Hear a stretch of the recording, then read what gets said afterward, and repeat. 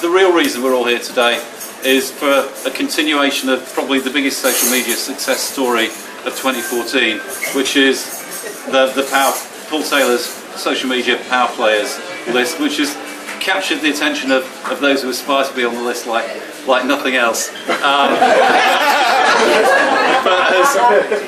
I think it has also, has also captured the attention of the wider sector and started to communicate some really important stories and ideas around the way in which the sector communicates with itself, with its residents, with the wider community.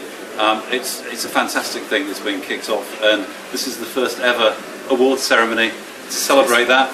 I forgot to sponsor. We have wine for each of the winners, sponsored by Rude Wines, care of 24 Housing. So thanks, John Land, wherever you are. We'll be around tomorrow if you want to thank us. We have leaflets. If you want to find out more about Rude Wines, they're just there. Take them. They make very great wine, and it's even better when it has a celebratory kind of ribbon around it. But now on to the awards. Paul, thank you. Thank you very much. And Boris. And Boris, absolutely. He doesn't know what he's going to do now. Okay, evening everybody. We're not going to take much of your time. We were going to split this out between courses, but we thought what we'll do is do a 20-minute sort of blast on power players and its relation to House Party. So what we're going to do is to just talk through obviously the principles behind power players, but also hand out a few awards for some people that we wanted to invite discussion around in terms of why they were nominated for power players and for particularly good achievements over the course of the past year. Right, in terms of power players and when it started and what the point of it was behind it, it's okay. This is a kind of pop-up type of awards ceremony, so no hairs and graces here at all, believe me. The purpose of power players, I mean, principally, the idea behind it came when I was on holiday actually. I was in a bar in Jamaica and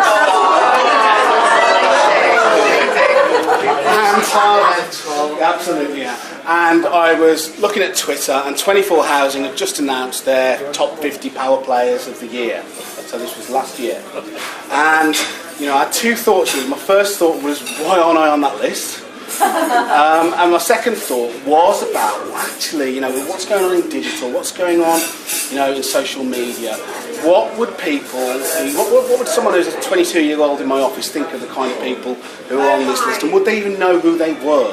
So what I did was to do an exercise to look, if you based it on perceived social media influence using something called clouds, what would the list look like? And it looked completely different, and very few of the CEOs remained on the same list. It was much more populated by women than the official list, and it was dominated by a much wider audience, both in terms of younger people, but also in terms of people who work with the housing sector, but are not actually employed by it. So that was the point of it, and obviously it was a huge success, which we didn't expect it to be. So what we decided to do was to do it for a second year, and actually extend it, and rather than just looking at what a social media measurement score says about it, we thought we'd look at other things, like we'd ask people to vote for people and actually nominate people that they thought had made a particular contribution. And this year, Shirley Ayres, who's sitting there looking divine, who scored really highly the previous year because, Shirley was doing a lot of work sort of connecting people from housing with health, with care and support, and she'd made an important, always felt to make an important contribution, so she acted with me as a little bit of added a bit of gravitas to the list, as I always like to say. But to particularly look and see, and to have a look and to see whether it actually made sense what we were trying to do. So I'm not going to go into the power players list itself because it's been pretty well publicised. It looked at the sort of the 50 most influential people as perceived by social media. We've got a number of them in the room. We've got one behind me. We've got Matt there, and we've got the king and queen as well of power players, John Pupham and Helen Reynolds as well. And we've got others, there's a number of people, Anne, Jane, so we've got a number of people within the room who have really been seen to make a contribution. Now, we'll just move on to the next slide. Thank you for that. Skip past that one, thanks. Okay. What I think is important about power players, it wasn't about what position you are on the list or anything. It was more about looking at how influencing and how relationship building is changing in the context of digital. That was the point of it, really. Apart from me just being a little bit jealous that I wasn't on that list. But the point of it was to explore how relationships are changing, both between organisations and their customers, but also between us.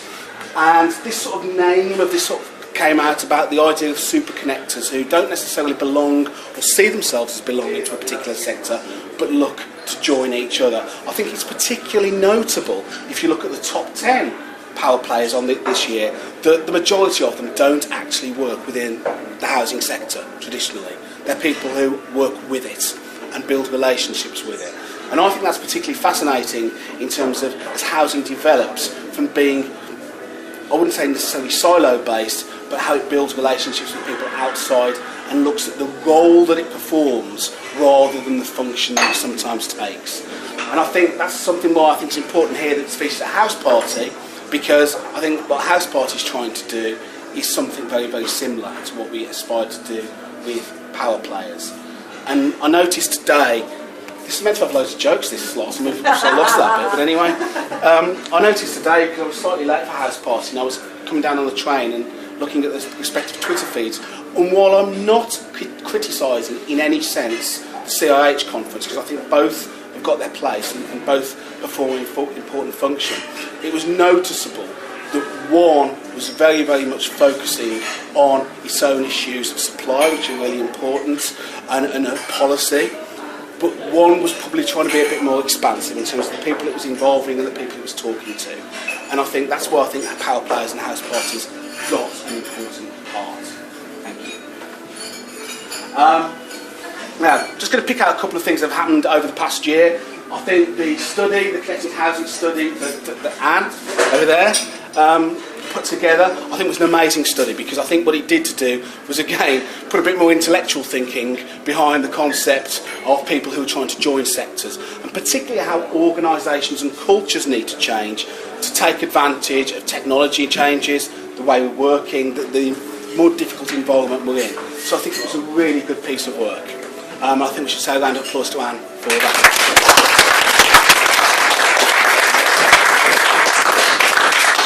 What's really excellent as well about that people like Anne's positions being recognised on the power players list, people are seeing that kind of relationship change and seeing that kind of the effect of that kind of report. Thank you. Alright, okay, so what we're going to do, we're going to intersperse these awards, but we're going to go to the first award, which is for the Digital Rising Star. Now this box is one we haven't rehearsed, so let's see how this goes.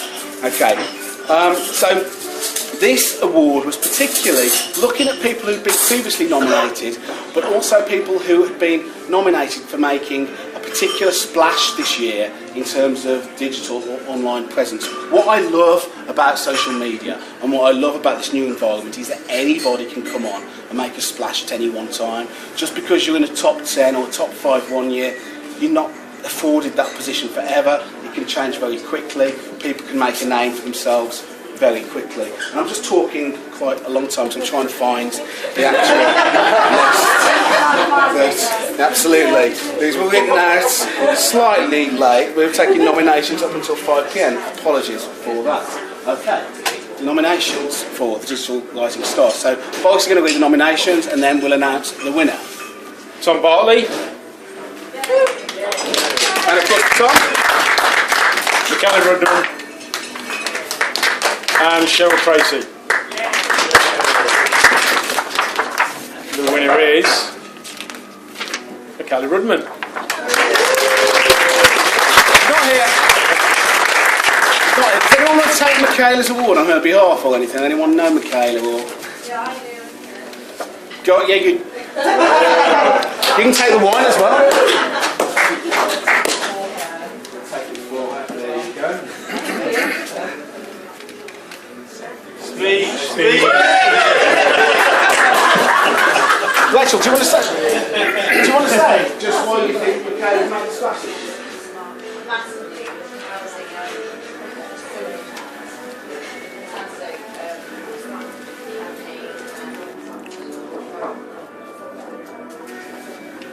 Yeah, absolutely.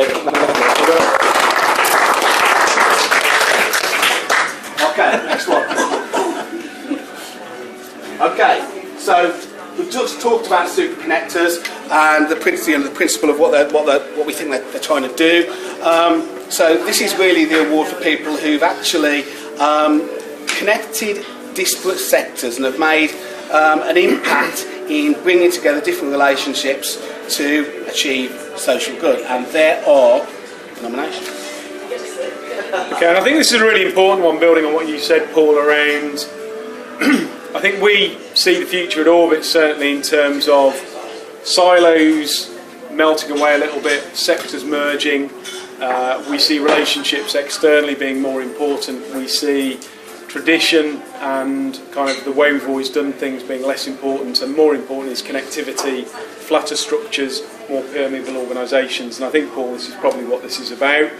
We've got Anne McCrossan nominated, Mick Aitken, who I bumped in today in the real world, but he can't be here tonight, and James Caspel. And the winner is Anne.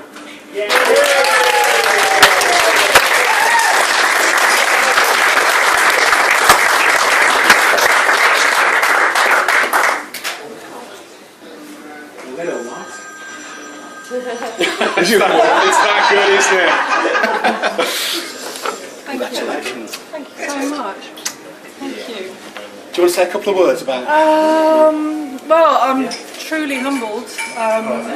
I didn't really know the housing sector before I started doing this work, and it's just been amazing actually to work with a sector that has a voice around the UK agenda, that has got so many committed people in it. I think there's so much that you can do when you start to think about connecting it to all the other peripheral parts of the organisation, and this is, you know, it's a really lovely thing to be acknowledged for this work, I think. Fantastic.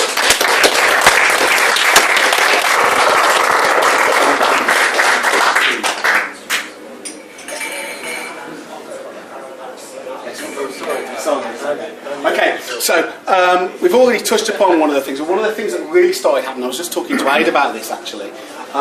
What I've seen start to happen over the past sort of 18 months is the beginning of sort of people using social media for more effective campaigns, and both to join people together but to talk about what they do. So there's been some really effective campaigns this year, and we were just talking, Aid, weren't we, about, you know, there's not just been singular campaigns, people started their own, seemingly out of nothing sometimes, and things have gained traction really quickly, which marks a shift, I think, from the early days of the sector's use of digital, which was very much around more broadcasting a specific message rather than trying to engage people in a concept. Is that fair to say? Yeah.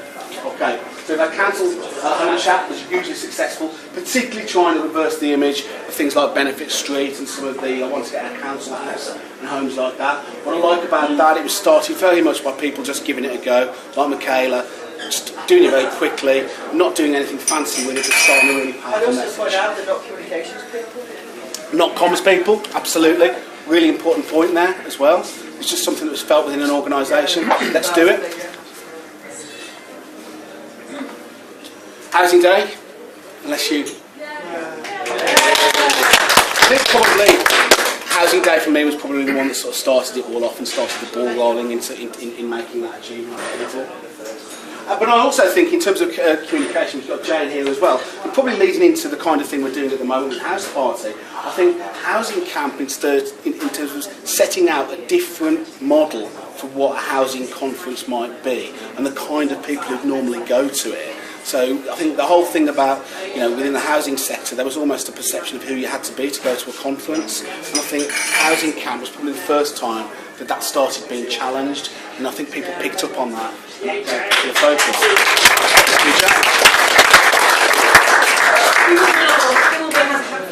And also, I think as well, you know, on the comms side as well, I think you know, ASIF as well, in terms of what we've been doing with comms here, again, changing the nature of what a comms conference should look like, and I think that sort of challenge between now, you've got the CIH and NHF type conferences with some of the new kids on the block and what they're trying to develop, I think is really healthy for the sector, so I think we should acknowledge it. Well done. Okay, so This one is a really hotly fought one. And it was actually, and voting went down to the wire on this one, but there was a clear leader in the end. So this one, Boris, is for Social Media Campaign of the Year. Okay, so one I voted for isn't there, that's fine. Okay, I thought it was Yes to Homes, but it isn't. It is. Yes, it was really close. It was about 5 or 6 It's fine, points. I'm over it. Council Home Chat, Real Life Reform, Housing Day. That's interesting. Could argue occasionally with those. Housing Day.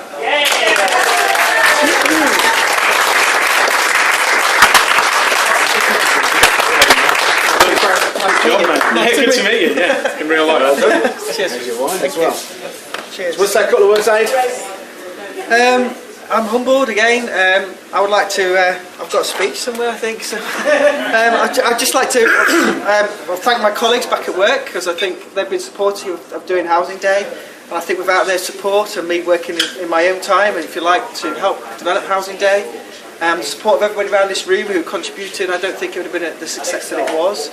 And then tomorrow, I'm looking at launching 2014 Housing Day, hopefully building on last year. So I hope you all can get behind that as well. So thank you very much. Good job, well.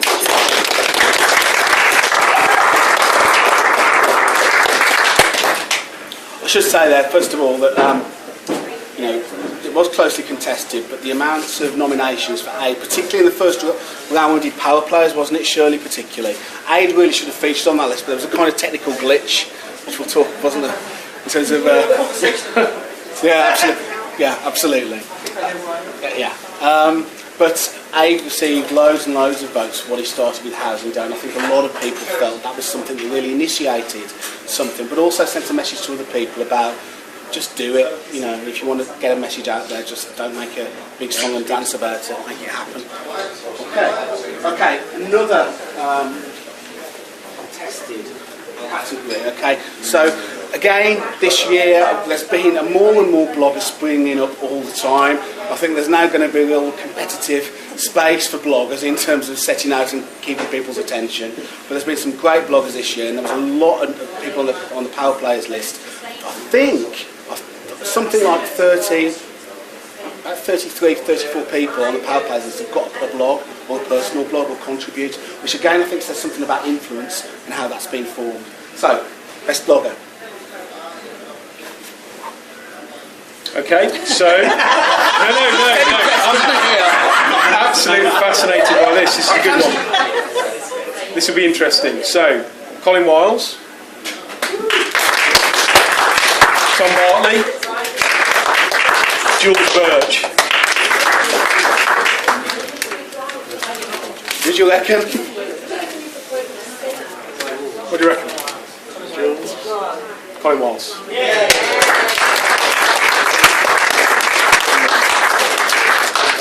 Colin isn't here to accept his award, but we'll tweet him and let him know about it. But I think, again, there's some quite interesting category there as well in terms of the people who made it, and quite diverse voices as well. So that's an interesting category. Okay, now, we did. Why did we do, I'm going to be honest about this, why did we do Wales, England, Scotland and Northern Ireland? Well, when we first did the Power Players list and we published it, some people did have a bit of a go about it. It was very centred towards England and Wales. So I opened up again and said you can have your own category if you want. But not everybody actually voted. So at the end of the day, we've stuck with England and Wales as part of the category. But there was a huge amount of, there's a huge amount of positive stuff going on in Wales at the moment, so I think that should be acknowledged. You could have almost done a Power Players list just for Wales. In fact, that was suggested at one time, absolutely. The Queen of the Power Players was from Wales, but there's a high number of people from Wales on the list. So this was to look at particular people who made an impact or felt to make an impact in terms of their position in Wales. And here you go, there they are. Okay. So it's Brett Sadler. Keith Edwards, and Michaela Goodman. It is Brett Sadler.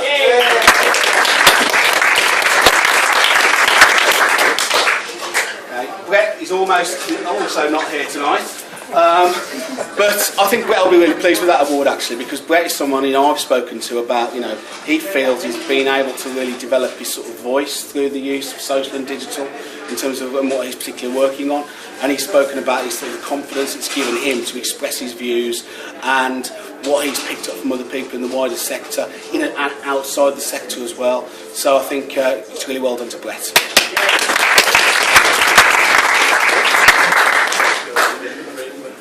Okay, so applying that to England then, these are the nominations for England. Okay.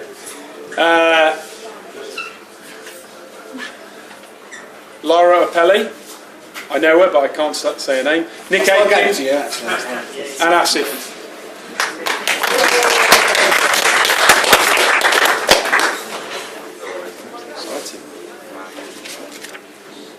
It's Nick, who can't be here.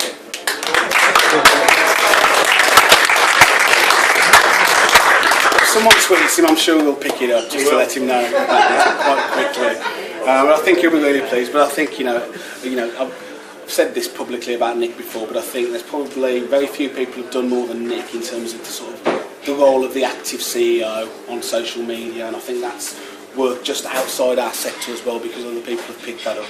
And particularly what we were just talking about, the CEO is not just on social media, but adopts a very sort of social tone on it, both in terms of the kind of innovations he's introducing at Halton, but also in terms of some of the smaller stuff like regular Facebook chats with residents that might not get shouted about, but they are actually really, really big things in terms of if you're looking at it from a customer point of view. So I think Nick's he's doing the all-round digital thing, I think. So he's doing a fireside chat tomorrow morning. He's doing a fireside chat tomorrow at a house party. And questions. And question time as well. There you go. Okay. Okay, so, cheap tech. Right. Just some other things. These are slightly out of order than what we were originally going to do, though. Just leading into some things. But I think power players and house party, what's going forward over the next sort of 12 months, I think there's a number of factors. One is the availability of cheap tech now. A lot of the things that we've talked about in the past might have been outside our imagination. They're there now, and we can start deploying them, and we can start building them. The excuse not to do stuff isn't within our organisations anymore, because it's there and it's available. The second thing, the whole thing around, Matt's leading on, I think, pretty much in terms of the use of data away from just being a reporting tool on things we did a year ago, and start looking at what we can do in 5 years' time, or 1 year's time, or 2 years' time, I think is a massive shift. And the way that's being talked about is mainstream now. It isn't being talked about as a really geeky thing anymore. It's something that actually is gaining widespread attention through things like house parties. We talked about, when we were talking about Anne. But I think it's putting those things together for me, and I think looking ahead for the next year, the kind of work that Orbit are doing in the whole sort of wider scale transformational change, it's putting those three things together. It's cheap tech, it's culture, different relationships, as well as the whole use of data, and much more sort of effective business planning and thinking about what you can do with it, that I think is going to be the thing that sort of shifts us forward over the next 12 months. Okay, so Digital Innovation of the Year.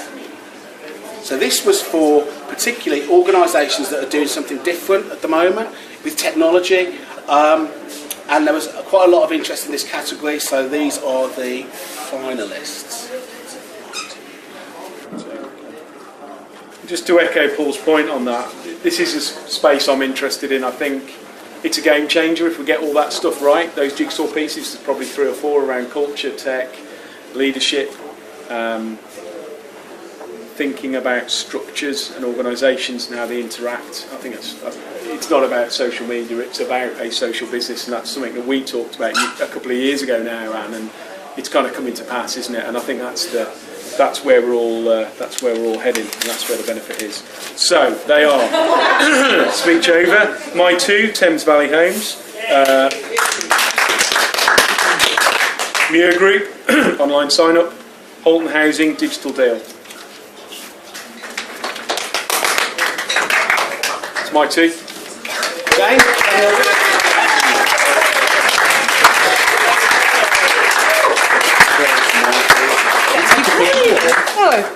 I have a pick of wine. It's like red wine.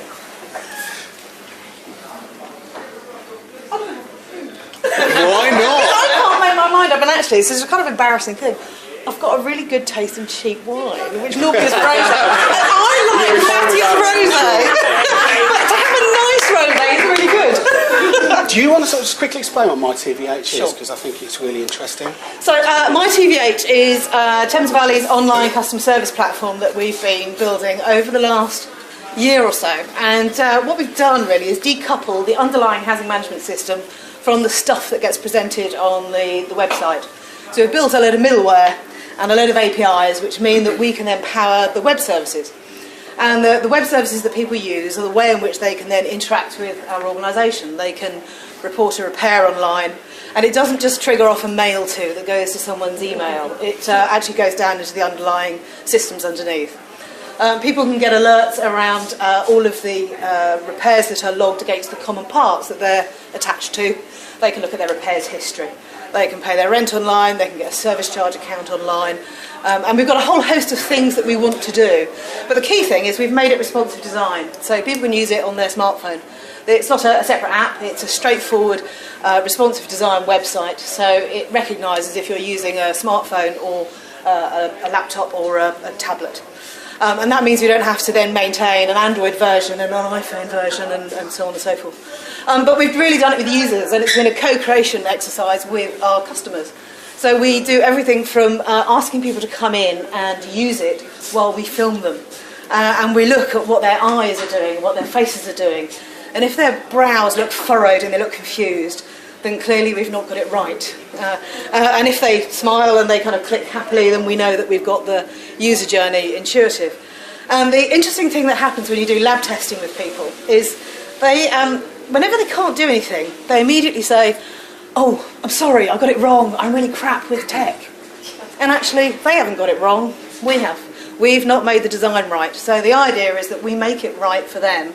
It's not that we need to tell them how to use the technology properly. So that's quite a long and iterative process, but the first cut of the platform's been out for about 3 months.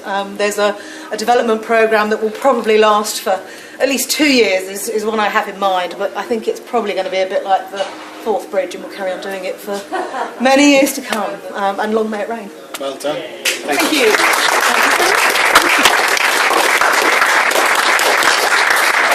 I think there's loads that I love about that, but I think what I really love is, first of all, it's just not a bolt-on. There's so many bolt-ons going about that it's not going to help anybody in the long run. And second of all, that Jane's been really open about sharing how it's been developed, and I think, you know, there's a lot that we can all learn from that, so that's been great. Okay, we've got 2 very quick special awards. These are for people who received a lot of votes but didn't really fit into a category, so we've kind of made one up, essentially. Okay, now the first one I'm going to, so these, I'm going to ask Matt to open this one actually. So this is for the term Digital Comms Innovator. Brilliant. Am I allowed to open it to actually find? There are no nominations. It's like this is akin to a lifetime achievement award. It is. It's kind of like that over a shorter time frame.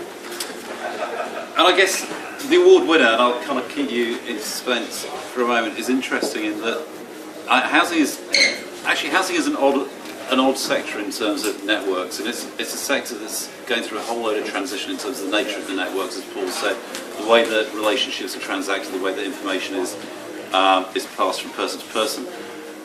And one of the areas of housing that's most interesting in that regard is comms, because you'd think that communications officers would have networks like no one else, you know, because they communicate, they talk to one another, and yet if you look at the history of a housing association communications, they've been anything like that. It's typically been siloed, often kind of seen as low-value occupations within housing providers rather than almost the most important part of the business, because it's the way you present yourself to the outside world and to your residents. And over the last year or so, one person's been responsible for transforming that picture, taking I think, a much neglected part of housing and turning it into both a high-profile occupation, but also one which has its own kind of unique identity and an increasing and an exciting network of practitioners kind of sharing ideas, coming to events, wearing really silly costumes. The award for the digital comms innovator of the year goes to our own comms hero in the back, already wearing the t-shirt, Asif Chowdhury, who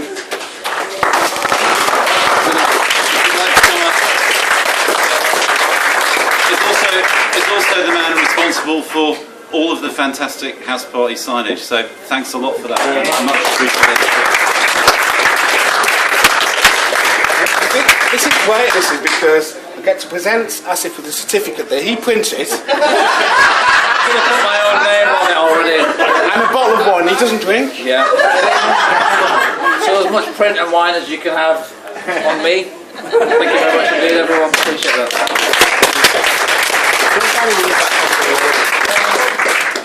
Yeah, we'll just say a quick few words about CommsHero and why did we do it and what's been the difference for us. Well, first and foremost, it's fantastic when you can work on a project that is tons of fun, and it has been great. Sitting at the front of an audience, watching everyone else do stupid things instead of me having to be the one who's ridiculed. So that's been fun, but it's been great to see people step outside of their comfort zones, literally, sing the CommsHero theme tune, and see the tweet reach. And we wanted to test what can we actually achieve through comms people. I think we've hopefully broken a few comms people out of their shells and the shackles that have been put on them by what I find is quite a governed sector which doesn't operate in a B2C way but still has to compete against other B2C suppliers. So we've had great feedback from it. There's Bristol and London to come, and as long as people want CommsHero, we'll keep putting it on. So thank you very much indeed.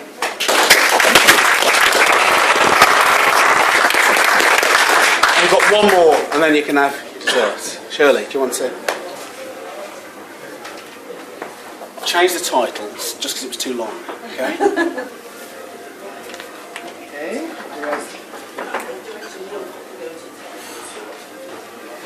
Okay. Well, first of all, I'm delighted to be here with you tonight. Interesting, I'm not of the housing sector. I work in the care sector. But what I recognise is actually we've all got to work together if we're going to get empowered communities that have a real sense of themselves. So it's been a fascinating adventure being part of Power Players 14. Paul and I have ideas about how we're going to extend it for next year. The bar is going to be raised even higher, but my congratulations to everyone who achieved an award either through the Power Players 14 or tonight. But there is one special mention that I've been privileged to announce tonight, and that's about all of us stepping out of our comfort zones and saying, can we do things differently? And we've already had the highlight of Asif thinking about CommsHero, but there was someone else who had a vision about let's do things differently. Let's think about we can have a national or sort of UK-wide conference where we all come together and we talk about X, Y and Z, or we can adopt a whole range of different models and think about we've got to collaborate, we've got to develop new partnerships, and to do that we need to think outside of the box. So I rarely actually attend conferences now, to be quite honest, because most of them are saying the same thing. So for me to pitch up here today is significant, because I think it's important. And what's important is house party. And for me tonight, it's about paying a particular tribute to Matt Leach.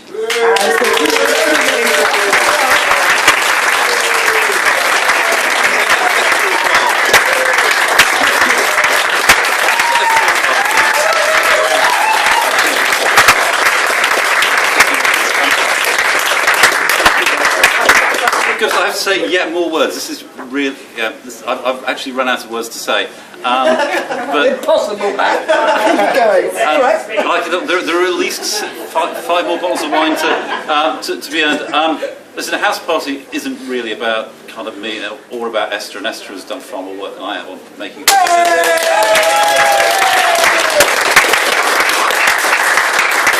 And Esther isn't from this sector. She's from the Social Change Agency, which is a social enterprise which is trying to achieve change across a whole range of different sectors. So kind of watch them go. They're a startup and they're doing really great things. It's about everybody who's come to House Party, and I think what we've got, we were looking at the boards in the rooms where people were putting in their feedback. What people were feeding back on was the amount of energy in the room, the fantastic interactions that people were having. And I think the real power of House Party was other people who've come here rather than the people who've organised it. And frankly, thank you all for coming, because without you, well, you know, yeah. It's been great so far. It's going to be even better tomorrow. Get there early. We've got we've got cupcakes, we've got balloons, we've got Shirley and Paul doing a social convo at 9:30, competing with Nick Atkin doing a fireside chat. We've got Jane doing a disaster confessional. We do in fact have Sergio at the back, who is fantastic. If you haven't met him, is running a balloon orchestra workshop at lunchtime for those who just want a little bit of a lift. If you want to know what a balloon orchestra workshop is, go to the balloon orchestra workshop. And we've got Drew doing well-being and cupcake decorating. We're doing decorating fantastic. Did you know there are social enterprise cupcakes? Frost and Snow and Midland Heart have donated 50 social enterprise cupcakes. Go and decorate them. They need decorating. But tomorrow's going to be great as well, so please all come early and join all the other people who've been tweeting they're going to come as well. It's going to be another great day. Cheers, guys.